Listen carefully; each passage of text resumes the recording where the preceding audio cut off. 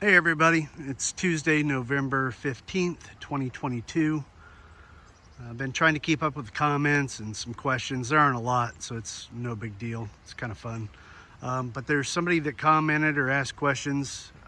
Barry was asking about costs on things. I typically try not to talk about costs on specific items, but in regards to his question, he was asking about just the structure of the barn and some of the bigger projects, I believe. So I'll talk about it a little bit. As far as the barn goes, first of all, we went with a company called Elite Outdoor Buildings. That was the sales company. The company that built it or manufactured it was Elite Metal Buildings out of Live Oak, Florida. We didn't really go with them for any real specific reason, except for the fact that we almost bought a house out in Live Oak. We went and talked to them about building a barn when we were thinking about buying the log home out there in Live Oak. And they were such great people that we decided when we bought land here in Monticello that we were going to use them to build and, purchase the barn. So, great company. The other thing they have is Elite Outdoor Buildings. They have a good relationship with Lafayette State Bank. It's a very small branch, but they do financing. They finance the concrete slab and the building for us, which made things a lot easier than trying to, make a whole bunch of different payments or pay it all at once, because that's just kind of painful.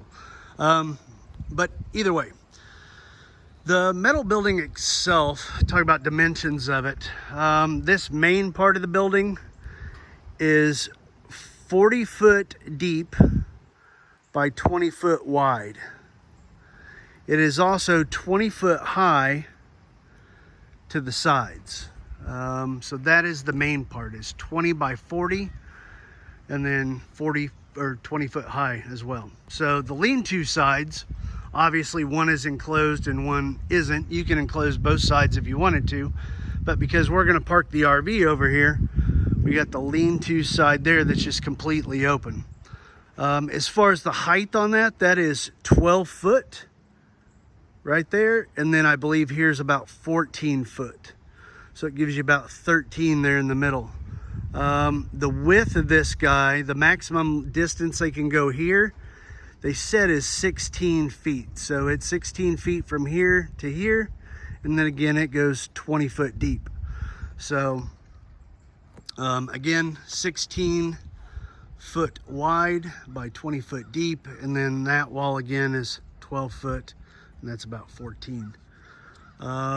Because we wanted this open for the awning of the RV and just making it easier to get in and out, that was also the maximum distance they could go. There was a 20 foot opening, and I believe it's about 11 foot high in that middle opening. So that's the details on that lean-to. A 14 by 14 foot roll-up door. It's good to know as far as cost goes. This one is 10 foot by 10 foot opening. And that door down there is an 8 by 8 opening, I believe. This lean-to is the same side, so 16 foot wide. It's 12 foot high, and again 20 foot deep. Now again, this is a separate little garage. It's got what they call a man door or human door, obviously 2 windows. And then we got the 4 windows on each side up there at the top. The total dimensions of the barn are 40 foot by 52 foot. What we ended up doing is, I think the total for the metal building was $58,000. That's just for the metal building part. So that's assembled. Another $2,000 to rent the forklift. So you're looking at about 60 grand just for the metal building. The concrete slab's kind of the tricky part. Some people do just pour a 4-inch slab. 4-inch slab can hold quite a bit of weight, but this is a steel building. You guys heard in the previous videos that we had to do a soil test to get a permit to build here in Jefferson County. And when we did that soil test, they found something called pipe clay 7 feet down. So when that happened, even though it's just a barn, they made us pour a residential foundation. Now that residential foundation is what they called monolithic design, but it was specially or structurally engineered to hold the weight of the building and a tractor and an RV and yada yada yada yada. The concrete prices really vary. Right now they're kind of high. They just built a great big Amazon building in Tallahassee, so people claim that that caused the cost of concrete to go up. So what we had to do is we had to get a structural foundation designed. That costs like, I don't know, $300 for an engineer to draw this thing up. It's pretty simple. And if you see the previous videos with the concrete, you'll see that there's rebar all here because that's where the different walls of the building are, and this is center support. The overall slab itself is 4 inches thick, but it's got 18-inch deep footers where all this rebar stuff is, and you can see that in the previous videos where that is. So again, the concrete costs in your area might be a little bit different, but I think ours was, the concrete itself was about $12,000 for concrete. To form it up, get the guys to come out here and do the rebar work, smooth it out, whole 9 yards, like said and done. Total was like $26,000 for the concrete slab. It might sound like a lot depending on where you're at, but we got a quote that was $42,000 for the same job, a quote that was $32,000 for the same job, and we went with the $26,000, not necessarily because it was the cheapest. It was a major influence, but they were really one of the only people that called back, and they were really good to work with. Really no major issues. It went pretty smooth. It's pretty simple. But yeah, we already have one small crack, but I don't know, it's a great big slab, so it's gonna crack. But it's not a major crack, just a little crack there. We'll keep an eye on it.